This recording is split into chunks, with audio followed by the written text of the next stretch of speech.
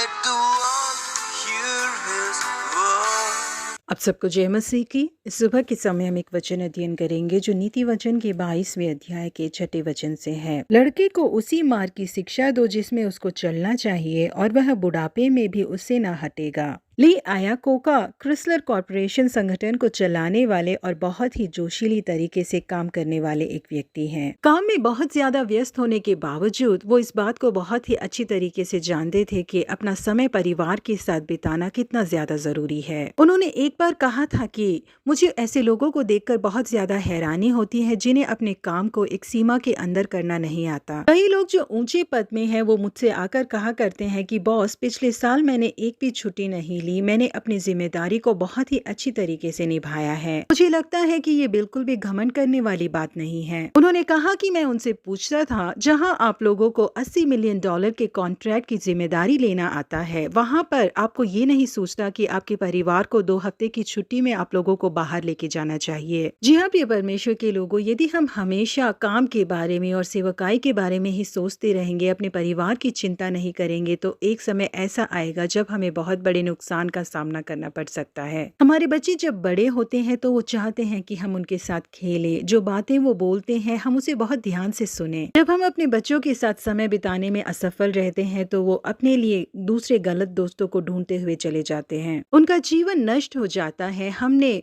उनके लिए संपत्ति जोड़ने के लिए जो कड़ी मेहनत की थी वो सब कुछ बेकार हो जाता है। दाऊद एक बहुत बड़े राजा होने के बावजूद अपने बेटे सुलेमान को उन्होंने बहुत ही ज्ञानवान बातों को और अच्छे सुझाव को दिए थे। दाऊद ने कहा, हे मेरे पुत्र सुलेमान, तू अपने पिता के परमेश्वर का ज्ञान रख और खरे मन और प्रसन्न जीवन से उसकी सेवा करता रहे, क्योंकि यहोवा मन को जांचता और विचार में जो कुछ उत्पन्न होता है उसको समझता है। यदि तो उसकी खोज में रहे तो वह तुझे मिलेगा, परंतु यदि तो उसको त्याग दे तो वह सदा के लिए तुझको छोड़ देगा। जी हाँ प्रिय लोगों, हम भी अपने काम के निमित्त अपने बच्चों को नजरअंदाज न करें, उनके साथ समय बिताएं। कई परिवार तो ऐसे हैं जहाँ पर बच्चे माँ बाप से बिल्कुल बात नहीं करते। हमारे परिवारों में बिल्कुल ऐसे स्वभाव नहीं होने चाहिए। इसलिए हर एक माता पिता अपने बच्चों से अच्छी तरीके से बातें करे, उनके साथ अच्छा समय बिताएं। यदि हम उन लोगों के साथ समय बिताकर उस मार्ग की शिक्षा उन्हें देंगे जिस पर उन्हें चलना चाहिए, तो वो बुढ़ापे में भी उस मार्ग से नहीं हटेंगे। प्रभु आप सबों को आशीषित करे। Have a blessed day.